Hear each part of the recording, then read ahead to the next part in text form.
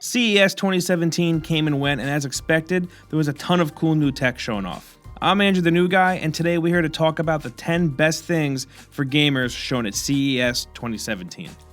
And up first, at number 10, we have the Acer Predator 21X. I'm sure you guys have already seen pictures of this one floating around on the internet. It's absurd. It weighs almost 20 pounds, has a 21-inch curved display, has two GTX 1080s, eye tracking, can store up to 5 storage drives at once. It has 4 speakers and 2 subwoofers. The touchpad can be flipped over and used as a numeric keypad, and unlike the new MacBook Pro, it also has an SD card slot. It's also stupid big, like really dumb big. Like, look at this thing. It's insanely huge. It's at the size of 3 babies. But it is the first laptop with a curved display, so I guess that's pretty cool. But at least for your money, not only are you getting an insane laptop, you are also getting a weapon and possibly a bed, depending on how tall you are. And up next, number 9, we have the Sony Bravia OLED A1E. This is probably the nicest thing I saw at CES, and by that I mean like the prettiest looking piece of tech I think I've ever seen. I'm still drooling over it. I mean, look at this thing. It's beautiful. It's 56 inches and has a 4K OLED display, and it's super crazy slim. There's little to no bezel, and its stand works just like a picture frame stand, so you can, prop it up and lean it back like a picture frame, which is the perfect setup for my cat to jump on it and attempt to tightrope across the edge and knock it over and ruin it, so I'm really looking forward to that. It also supports Dolby Vision, runs Android TV, and it has Chromecasting built into it, so you can scream at your Google Home to control it. And because of this TV being so thin and having an almost edge-to-edge display, there's no room for speakers. So Sony did something really cool, and the sound actually comes from behind the display using Sony's acoustic surface technology. And this is one of the things that just makes this such a cool piece of tech. And up next, at number 8, we have the Taclum VR system. I think I said that right. And this consists of a pair of shoes and gloves, and they're designed to build that feeling of immersion even more than you already get with a VR headset. The shoes use haptic feedback to simulate you walking on different surfaces like wood and water, etc.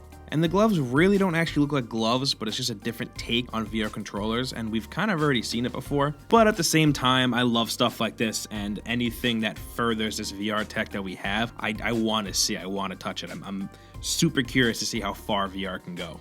And up next, at number 7, we have NVIDIA GeForce Now. Now, the service itself isn't new. It was previously only available on NVIDIA Shield devices, but now it's coming to PC and Mac this March. So now all those AAA graphically intensive games that your Mac or PC can't run are now playable. And of course, it isn't free. It'll cost you $25 for about 20 hours of gameplay, and there will be multiple GPU tiers. While some might say that the pricing is a little much, it's still just awesome that this really opens up video games to a bigger audience. Because at the end of the day, that's what we all want. We want people to experience some of these amazing games that we get to experience. And up next, number 6, we have Liquid Sky. This is another streaming service very similar to NVIDIA's GeForce Now, and it lets you play games on your Mac and PC and other devices just like GeForce. But a big difference between this and GeForce is that this is technically free in some ways. Like, how Spotify is free, but you have to listen to ads from time to time. Well, this kind of does the same thing.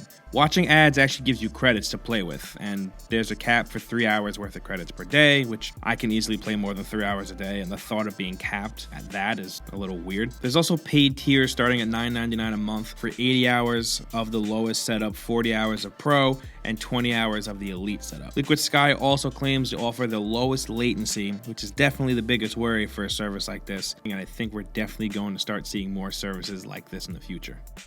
And up next, at number 5, we have another piece of VR tech, the HTC Vive Tracker. Now that VR sets are on the market, it's time for a ton of accessories to start coming out.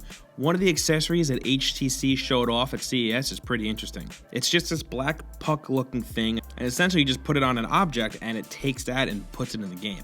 At their booth, HTC showed it off with a few different objects, but two of the things that stood out to me was the baseball bat and the fire hose. And what's really cool and interesting about these two objects in particular is that they weren't attached to a game, but they were attached more to a simulator, like a training simulator, not a video game. And they aren't meant for new VR users, but for more seasoned ones. So Joe Schmo really shouldn't run out and buy this thing and attach it to a baseball bat and start swinging around their living room. It's probably going to end very badly. These VR headsets alone is just such an amazing piece of technology, and now that we're able to start taking real life objects and put them into VR is unreal. And up next, number number 4, we have the AltWork Reclining Workstation. The AltWork Reclining Workstation is another one of the crazy products we got to see at CES. I mean, look at this thing. It has different positions that it can go in, and whether you're in the sitting position or in the lying down position, the monitor mount moves with it and moves into the optimal viewing angle, so there really isn't much adjusting.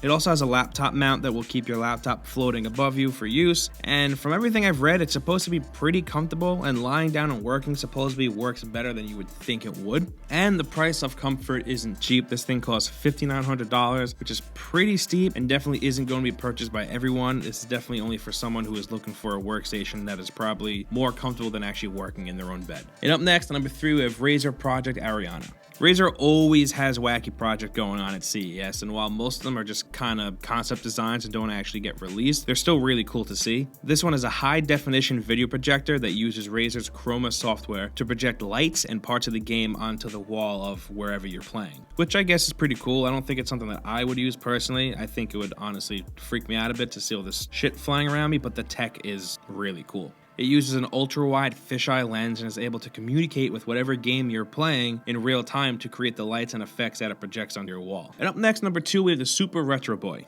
Retrobit's newest console remake comes in the form of the Super Retro Boy, and this is just like a fun piece of technology. It does look and feel like the OG Game Boy, and that's because it's supposed to. It's a remake of that console, but it isn't a straight up rip of the Game Boy. Obviously, legally that isn't allowed, but it definitely does resemble it quite a bit. It's set to release this August for $79.99, and I'll definitely be keeping my eyes on it. And up next, at number 1, we have the Razer Project Valerie. Sure, you guys have seen this already. This thing is insane. It's a pretty big boy, but it's packing a lot inside of it. And it's weird to see a big Razer laptop because their other ones really try to go for more slim design. But the reason this thing is a little bit heftier is because behind its 17-inch monitor, it's packing 2 more 17-inch monitors. It also has an NVIDIA GeForce GTX 1080 in it as well, so that's definitely going to add a little bit more power. And like I said before, Razer likes to make these crazy prototypes and never release them, but I think that this one is one that I would actually want to see become a real thing. Like, I think I might want to buy this, and I don't know if there's something wrong with me, if that makes me a little bit insane, but